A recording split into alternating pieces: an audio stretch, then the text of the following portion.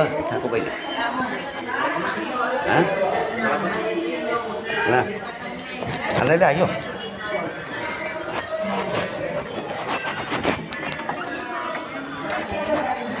আসতে পারি? আমি শুভ সাহেবের সাথে কথা বলবো। আপনি? আমি শফিকুল বসার। ভালো আছি। পেশেন্ট হলো জাকির। ও আচ্ছা, অপারেশন হয়েছে তো? আচ্ছা, আপনার কি ডিরেক্টর সাবিত সাহেবকে ফোন দিয়েছিলেন? সঠিক। আপনি ফোন দিয়েছিলেন? আচ্ছা, আপনার রোগীর কত টাকা অপারেশন হবে এটার একটা কন্ট্রাকচুয়াল ডিল অফ এগ্রিমেন্ট করে আমরা অপারেশনটা করছি। দ্বিতীয়ত হচ্ছে এখানে খরচের ব্যাপারটা নির্দিষ্ট কত টাকা আসবে সেটা আপনাদেরকে আগে থেকে ক্ল্যারিফাই করা এবং এটা লিখিত একটা স্বাক্ষরিত ব্যাপার এক। দ্বিতীয়ত হচ্ছে আপনাদের পেশেন্টের অপারেশনের 3 দিন পরে একজন অর্থোপেডিক ডক্টর আসলেন। উনি মিটরের পাশেই আছেন আমাদের এই আইসিএমবিতে, উনি কোর্সে আছেন। জি। উনি আসলেন, ওনার রেসপেক্টে আমরা এখানে প্রায় 50,000 টাকা লেস করলাম। How can possible is it? I want to know about this. মানে কিভাবে আমরা এটা লেস করেছি? হ্যাঁ, is it too much figure 50,000 টাকা? এটা তো আসলেই টু মাচ। এটা রেসপেক্ট করার একটা কারণ আছে। কারণটা হচ্ছে আমাদের যিনি অর্থোপেডিক সার্জন, উনি যেখানে অপারেশন করেন, উনি উনি যেখানে কাজ করতেন এবং আপনাদের যিনি পরিচিত যিনি ছিলেন রিলেটিভ মেবি। সো উনি হচ্ছে এই পরিচয় দিয়েছেন যে ওনারা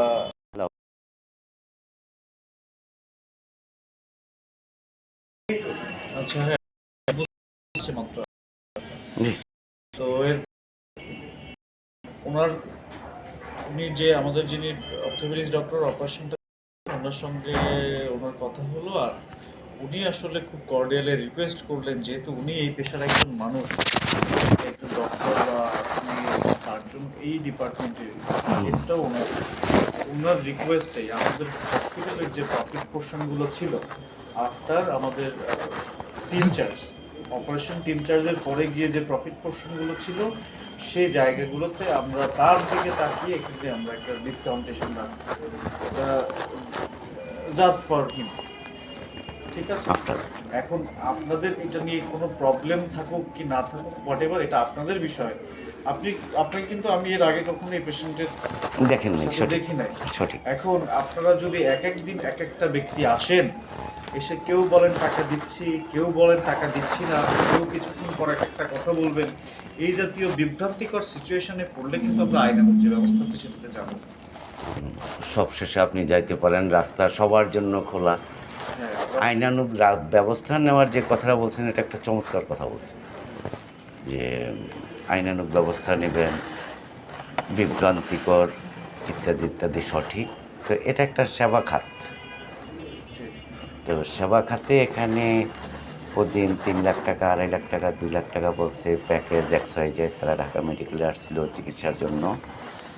আর সর্বশেষ আপনার এই মেডিকেল পর্যন্ত এসে পৌঁছেছে। আর আইনানুগ ব্যবস্থা নেওয়ার কথা বলছেন, সেটা আইন সবার জন্য সমান। আপনার এখানে যদি আপনি আপনার কি বলে অধিকারের কোথাও খর্ব হয়, সেক্ষেত্রে আপনি আইনানুগ ব্যবস্থা নেওয়ার ক্ষমতা রাখেন। আর আইনের যে বিষয়টা সেটা হলো শক্তি প্রয়োগ করতে হবে। এক কথায় যে কথাটা আছে, শক্তি প্রয়োগ করলেই আইন প্রয়োগকারী সংস্থা আলটিমেটলি আসবে। আর যতক্ষণ পর্যন্ত আপনাকে কেউ অনুরোধ করবে, সুপারিশ করবে, আপনার রাখা না রাখা সেটা আপনার ব্যাপার। আমি আপনাকে অনুরোধ করতেই পারি, আপনি রাখতে নাই পারেন, একের সর্বশেষ পুলিশ আনতে পারেন। আইন প্রয়োগকারী সংস্থার প্রথম থেকে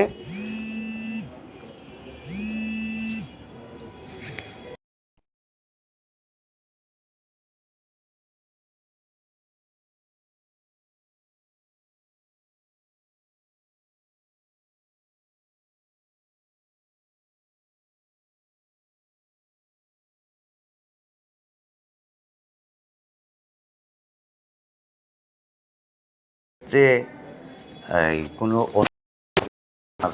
সম্ভব ব্যাপারে যদি মাংস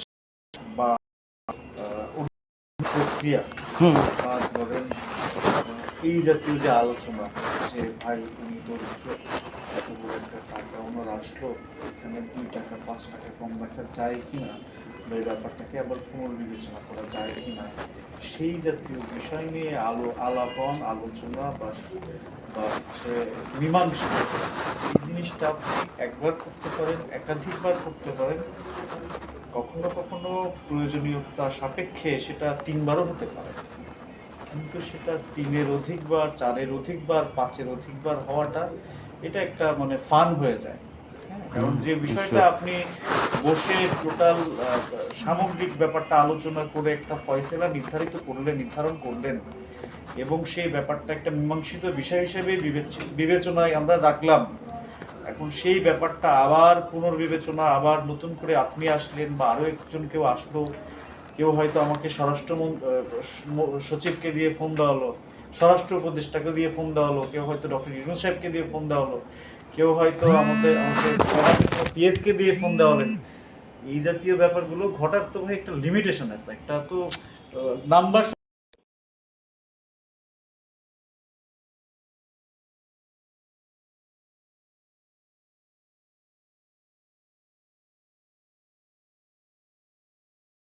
এখানে এটা বেশ কয়েকবার হয়ে গেছে। আর সর্বশেষ যিনি আসছেন আমাদের আমার এক কাজিন ডক্টর, উনিও নিটোরের একজন সার্জন, উনি এবং ওনারা দুইজনই পরিচিত। তো আমিও ওনারও রিকোয়েস্টটা রেখে এখানে প্রায় 50,000 টাকা আমরা লেস করে দিয়েছি। এটার বাইরে গিয়ে ভাই আসলে আমাদের আর খুব বেশি কিছু করার নেই। দেখেন না একটু মেহেরবানি করে কোনো কিছু করা যায়নি। মেহেরবানি করে 50,000 টাকা লেস করছি। 50,000 যেটা লেস করে দিয়েছেন আমি সেটা জানছি এবং বুঝছি। জি। তো একটা কথা হলো, ও আমার এই আত্মীয় স্বজন হলো এক জিনিস, সে আমার প্রতিবেশী। আপনার প্রতিবেশী হতে পারে, সেক্ষেত্রে আমার কি করণীয় থাকে? আপনার করণীয় হলো যে করুণা করবেন। বাংলা যাকে করুণা আর অনুগ্রহ, দয়া, মেহেরবানির উপরে কোনো ডিকশনারিতে কোনো শব্দ নেই। করুণা, অনুগ্রহ, দয়া, মেহেরবানিটা আমরা তখন দেখতেছি যখন পেশেন্টটা ভোর রাতে আমাদের এখানে আসলো, তার নার্ভগুলো একদম বিচ্ছিন্ন, ব্লাড লুজ হয়ে তার হাতটা কেটে ফেলা দেওয়া লাগতো। আমরা যদি এই অপারেশনটাতে 1 ঘন্টা বেশি সময় নিতাম, তাহলে তার হাতটা আজীবনের জন্য বাদ হয়ে যেত। এখন হয়তো সে হাতটা আল্লাহ তাআলা তৌফিক দিলে হয়তো সে ব্যবহার করলেও করতে পারে, কিন্তু তখন কিন্তু এই অপারেশনটা না করলে এই হাতটা বাদ হয়ে যেত। এই জন্য যে অপারেশন অ্যাজ ইউজুয়ালি 1.5 লাখ টাকা 2 লাখ টাকা হলে কমপ্লিট হয়, সেই অপারেশন ওই ভোর রাতে সার্জনকে টোটাল টিমসহ আমাদের এখানে আনতে ডাবল টাকা আমাদের খরচ হলো। আমরা তার হাতটা আমাদের ওসিলাতে আল্লাহ তাআলার রহমতে হয়তো আল্লাহ তাআলা তার হাতটা রাখলো। মানে তাইলে এটার যে স্পেশালিস্ট আছে উনি আপনার মেডিকেলের না? জি জি, এই যে মানে সার্জন যে আছে উনি আপনার এখানকার নিয়মিত ডাক্তার না? নিয়মিত ওই যে বললেন ইতে হায়ার করে আনা হয়েছে বাইরের কোথাও থেকে? না, হায়ার করে আনা হয়েছে বলতে আমার এখানে নির্দিষ্ট কোনো হাসপাতালেরই কোনো সার্জন বেতনভুক্ত হয় না। যে একজন জেনারেল সার্জন হয়, সার্জারি ডিপার্টমেন্টের যে কোনো সার্জন হয়, যে কোনো সার্জন, নিউরো, অর্থ, gynae, whatever, all kinds of surgeon. হ্যাঁ, সে আমার এখানে এনলিস্টেড। আচ্ছা, আমার এরকম কোনো ক্রিটিক্যাল কেস হলে আমার এরকম 4 থেকে 5 জনের একটা পোল আছে, ডক্টরদের সার্জনদের একটা পোল আছে, যে পোল থেকে আমি কাউকে না কাউকে হয়তো পাই। কিন্তু ওই দিন 2 জন ঢাকার বাইরেই ছিলেন, লাস্ট অপশন ছিল উনি। ওনাকে এক পর্যায়ে বাসা থেকে ডেকে নিয়ে আসা হয়েছে। ওনারা আমার এখানকার স্যালারিড ডক্টর না, ওনাদেরকে আমরা case wise team charge provide করি। উনি আমাদের কেসগুলো রেগুলারলি ওনারাই আসেন। আচ্ছা, অর্থাৎ ওই প্রোডাকশন যেটাকে বলা হয় আর কি। আমি কি বলা হয় না হয়, আমি আমার ভাষাতে যেটা বললাম সেটাই আর কি। আর এর বাইরে কি আসলে এখানে আর লেস করার কোনো সুযোগ নাই। 2,50,000 যেটা কথা হয়েছে লাস্ট, আমরা ওটার বাইরে আর কিছু করতে পারবো না। দেখেন একটা রিকোয়েস্ট যদি রক্ষা করা যায়। দেখেন, আমরা তো রিকোয়েস্ট, আপনি 50,000 টাকা লেস করলেন, আপনি আপনার উপর অনুগ্রহ করার জন্য তো আমি আরেকজনের রিজিক নিয়ে টান দিই। আরেকজনের রিজিক নিয়ে টান দিতে পারেন না, এই কথাটা সঠিক। আর এখানে যখন নাকি আমার 100 জন এমপ্লয়ি আছে, বা আমি ধরেন আমার প্রফিট পোর্শন থেকে একবার 50,000 টাকা ছেড়ে দিছি, এখানে প্রায় 2 লাখ টাকার কাছাকাছি আমার শুধুমাত্র খরচই আছে। তো সেখানে আমি তো ধরেন যে মানে এখানে আর কিছু করার সুযোগ নেই। শুনেন, আমি আপনাকে কিন্তু ওই মেহেরবানি শব্দটা ইউজ করছি, হয়তো আপনি ভুলে গেছেন বা আপনি ইয়ে করেননি, মার্ক করেননি। আপনারা একটু মেহেরবানি করে আমাদেরকে এই জাতীয় রিকোয়েস্ট করেন না, রিকোয়েস্ট আমি আমাদের করব প্রতি একটু দয়া আর অনুগ্রহ করেন। না। আমি আমি আপনার কাছে দয়া ভিক্ষা চাইলাম এই ব্যাপারটাতে আমি আমাদেরকে আমি আর আমি embarrass করবেন আমি না। আপনার ক্লায়েন্ট না, আপনি আমার ক্লায়েন্ট না, আমি আপনার ক্লায়েন্ট। সেক্ষেত্রে এই আপনার যে লভ্যাংশের পোর্শন যেটা আছে ওখান থেকে আমি মার্সি চাইতেছি। আমরা আপনি দিবেন সেটা হলো সম্পূর্ণ আপনার নিজস্ব আমি এখতিয়ার। আসলে ওখানে 50,000 টাকা একবার লেস করছি তো, আর ওখানে লেস করার সুযোগ নেই। আপনার নামটা একটু কাইন্ডলি আমাকে বলবেন। আমি শফিকুল বসার।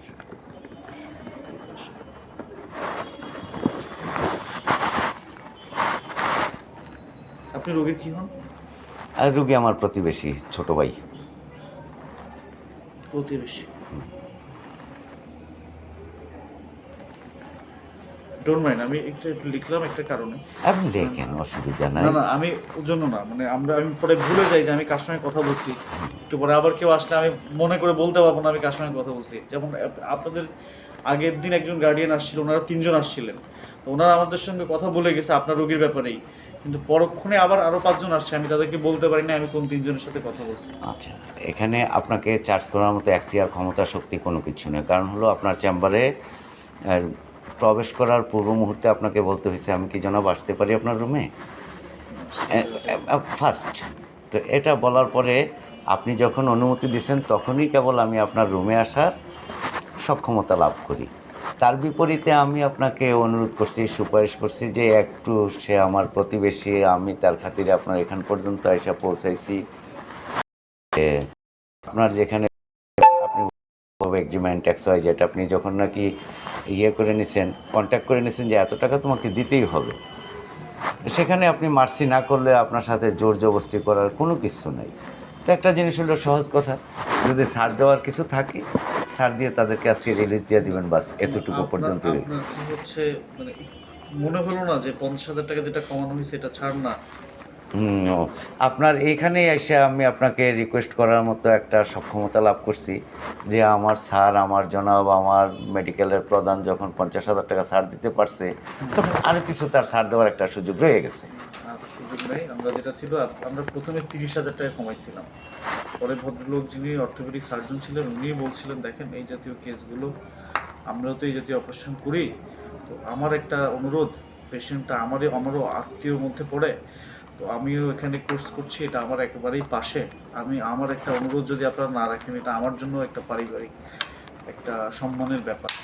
তো এতটুকু রিকোয়েস্ট, আমিও একজন মেডিকেল প্রফেশনাল মানুষ, আমি একজন সার্জন, আর আপনারাও ওই হাসপাতালের একটা পরিচালনা পর্ষদের একটা পার্ট। তো আপনাদের কাছে আমার এই অনুরোধটা থাকলো, আপনারা আপনাদের সর্বোচ্চটা ভাইয়ের জায়গা থেকে কি করা যায় একটু কাইন্ডলি দেখেন। তো আমরা সবাই বসে কত টাকা লেস করলে আমরা অ্যাটলিস্ট আমাদের খরচটা উঠে প্রতিষ্ঠানের প্রাপ্য সম্মানটুকু পায়, সেই জায়গাটাকে নেগোশিয়েট করে আমরা এটা 2,50,000 টাকা নির্ধারণ করে ফেলেছি অনেক আগেই। এখন এখান থেকে যদি আপনি কমাইতে বলেন এটা আমরা পারবো না। আর আসলে এই ব্যাপারগুলো নিয়ে আমরা বারংবার কথা বলতেও এম্বারেস হচ্ছি। এই জিনিসগুলো সরি ইনডিড। না, আমি ঠিক আছে, আপনি পোলাইট একজন ব্যক্তি, আমি আপনাকে সেটা আমাদের দিকটা শেয়ার করছি। আমি আপনাকে বদার করার জন্য আমি দুঃখিত। আপনাকে কোনো কিছুর জন্য মেনশন করছি না, আমি শুধু হচ্ছে আমাদের একটা যে সিচুয়েশন যেটা আমরা ফেস করতেছি সেটা আপনাকে একজন সাধারণ ব্যক্তি হিসেবে শেয়ার করা। তো এই জিনিসগুলো নিয়ে আসলে আমরা অনেক বেশি প্যানিকড, মোর দেন হিউজ টাইম আমরা এই জিনিসগুলো নিয়ে আলোচনা করে ফেলেছি। আপনি ওনার আত্মীয় কি আমি সেটা তো প্রতিবেশী বলেনি, ওনাদের টাকাটা একটু কাইন্ডলি আজকে একটু জমা দিয়ে দিতে বলেন, যেটা ওনাদের গত পরশুদিন জমা দেওয়ার কথা ছিল। ওনারা টাকাটা জমা পুরোপুরি ফিল আপ করতে পারছে না বিদায়ী সর্বশেষ আমার কাছে টাকা চাইছিল। আমরাও এখানে ঢাকা শহরে যেভাবেই থাকি মোটামুটি ওই হ্যামারিংয়ের উপরেই থাকি রীতিমতো, যে কথাটা আছে। তো বললাম আচ্ছা ঠিক আছে, আমি ভাই টাকা দিতে পারবো না স্টেট। তো ওরে আসলাম, দেখলাম একই গ্রামের মানুষ। তো দেখার পরে এখন নীতিগত দিক থেকে আমার কাছে এতটুকু আমার হৃদয়ে সাড়া দিছে যে দেখি মেডিকেল কর্তৃপক্ষের সাথে বলে যদি তার 10 টাকা ডিসকাউন্ট দেওয়া যায়। এটা আমরা আসলে এই সুযোগটা অনেক আগেই শেষ করে ফেলছি, আর এখানে ডিসকাউন্টেশনের সুযোগ নেই।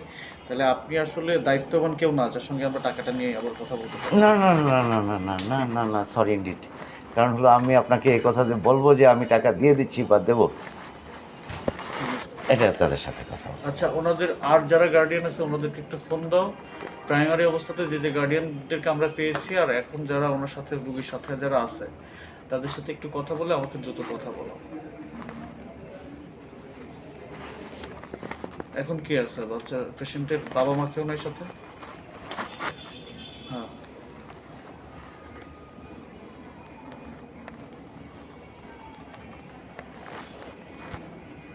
আবার একটু কথা বলো সবার সাথে, একটু ডেকে আমার সাথে ওর সাথে লাস্ট টাইম কথা বলো। এরপরে তো আবার আমাদের প্রসিডিউর অনুযায়ী আগাইতে হবে। আমরা সেটা কনফার্ম হবো না যে আমাদের আদৌ আগাইতে হবে কি হবে না।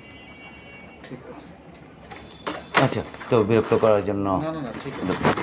Sorry to say, no problem. অনেক কিছু এক্সট্রা এক্সপ্লেইন করছি যেটা আপনি আচ্ছা। হয়তো বদার।